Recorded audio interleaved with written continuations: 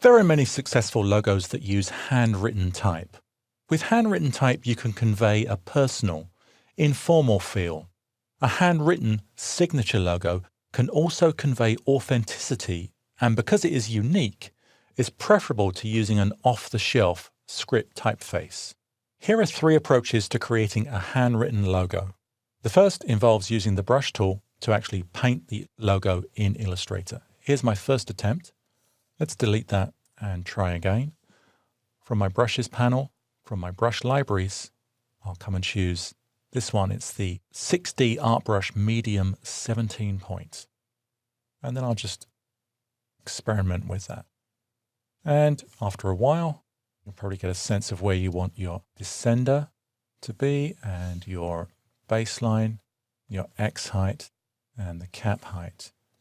So if that's just a little bit too idiosyncratic, I'll draw some guides and then try again. If I like that, and let's just say for the purposes of demonstration that I do, then I can select it. Perhaps I might want to come and just make a few variations to the angle of the brush, possibly the size of the brush and its roundness. I'll apply those to the strokes. And then from the path menu, I will choose outline stroke to make it all into fills. And then from my Pathfinder panel, I will unite all those shapes into one. So that's the first attempt. The second attempt involves image tracing a sketch. On my layers panel, on the image trace layer, if I open that one up, you can see that beneath that image, I have a sketch. So now let's try tracing this again. This was just created with pencil and gone over with a Sharpie, photographed on a phone, and then placed in Illustrator. I'll select it, choose Image Trace, come to my tracing options, make sure that Ignore White is turned on, and everything else I think I pretty much want to leave as is. To now edit those vectors, I'll expand, and I might need to just come in with my eraser tool and fix up a few things here and there. If I wanted the letters to be a little bit fatter than they are, I could come to my path, offset the path. I'm going to offset it by 1 pixel. That's going to create an interior shape. I'll then swipe over that to select everything, come once again to my Pathfinder, unite all of that into one. And then in this example, I feel there are just too many anchor points, way too many anchor points. I'm going to try and simplify it by coming to Path and Simplify. And let's see, how low can we go before we start messing it up? I'm going to go with 96%, and you'll see that about cuts the number of anchor points by 1/4. Now, thirdly, and I think most successfully, I'll turn off those guides that I drew because they're now distracting. I'll also come and turn off the brushed layer. Rather than image tracing that sketch, I hand traced the sketch.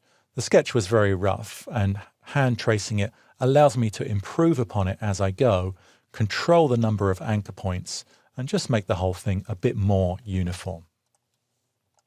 So here is the sketch. I'm going to convert it to a template layer, which will dim it to 50%, then create a new layer above it for my paths. I'll tear off my pen tools, make sure I am working with no fill and a black stroke. I'll put a very limited number of anchor points down, just creating straight line segments. I'll create each letter separately to begin with. Now switching to my anchor point tool, I will introduce curves and do my best to keep those curves perpendicular. I'm holding down the Shift key as I drag them. In addition, I can pull on the path segments themselves. Using my direct selection tool, I'll select the endpoints and make sure that the letters actually join. And continuing in this fashion, I will end up with outlined letters like these. You can see that I've intentionally deviated from the sketch. I can now go in a few different directions. Perhaps I'll apply a brush stroke. And if I want to edit that brush stroke, I can come to its options, possibly change its size or angle. Or I'll just undo that I can increase the stroke weight. And in this case, I'm going to go up to 4.5 point. In addition to which, I could use the width tool and possibly just decide to widen or narrow the stroke at certain points on the letters. I should point out that the stroke has a round cap on it. And then finally, I'll come to Object and Path and outline the stroke. That's going to make that all into a fill as opposed to stroked paths. And then I can incorporate all the areas of overlap using the Pathfinder.